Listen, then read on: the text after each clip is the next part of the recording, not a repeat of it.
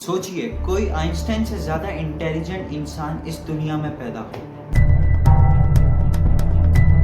लेकिन वो कभी फेम ना चाहे। ऐसा जीनियस जो 8 साल की उम्र में हार्वर्ड पहुंच जाए और 30 साल की उम्र में दुनिया से गायब हो जाए। ये कहानी है एक ऐसे आदमी की जिसका आईक्यू लेवल 250 से भी ज्यादा था, जिसे दुनिया सुपर ह्यूमन कहकर पुकारती थी, लेकिन उसने दुनिया से छुप जाने का फैसला किया। क्या इसके पीछे कोई कॉन्स्पिरेसी थी या वो सच में अकेला रहना चाहता था? एक कहानी है विलियम जेम्स सिदिस की। विलियम सिदिस 1989 को न्यूयॉर्क में पैदा हुए। उनके फादर बोरिस सिदिस एक साइकोलॉजिस्ट थे और माँ सारा सिदिस एक डॉक्टर थी। सिर्फ 18 महीने का था जब विलियम ने अखबार पढ़ना सीख लिया।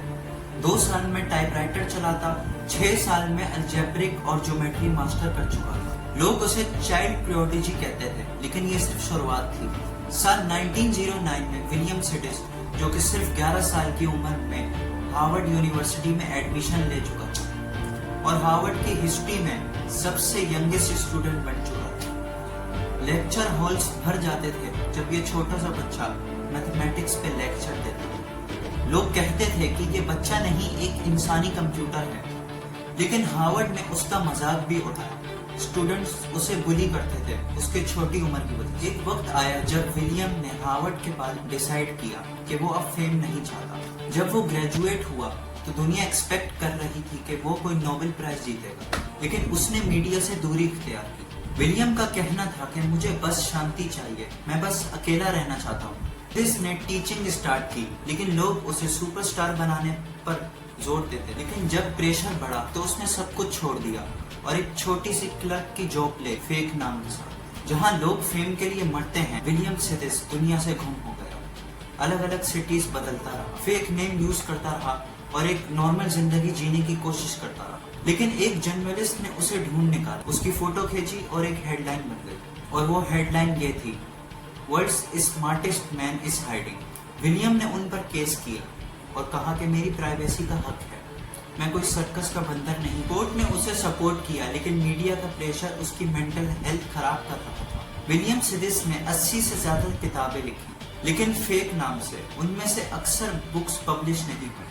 कुछ साइंस पर थी, कुछ हिस्ट्री पर और कुछ खुद के इमोशंस पर। उसने एक किताब भी लिखी जिसका नाम था द एनिमेट एंड अनएनिमेट, जिसमें उसने बिग बैंग थ्योरी से पहले वर्ल्ड का ओरिजिन डिस्कस किया और उससे पहले का यूनिवर्स एक्सप्लेन किया। लेकिन दुनिया उसकी किताबों को इग्नोर करती रही। 17 जुलाई 1944 सिर्फ 46 साल की उम्र में विलियम सिदिस का इंतकाल हो गया। अकेला, बेरोजगार और मीडिया की अटेंशन से थका हुआ था। उसकी मौत पे कोई स्पेशल कवरेज नहीं हुई, बस एक लाइन अखबार पे लिखी गई। एक ऐसा इंसान जिसका दिमाग पूरी दुनिया से आगे था, लेकिन बिना रिकॉग्नाइजेशन के चला गया।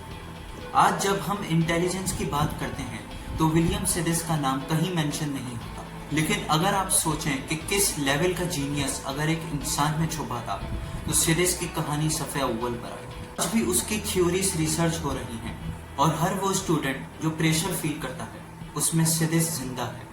आपको क्या लगता है, क्या विलियम सिदिस एक जीनियस था या सिस्टम का विक्टिम? कमेंट में अपनी राय जरूर दें और अगर आपको ये वीडियो पसंद आए तो उसे लाइक कर दें और चैनल को सब्सक्राइब करें।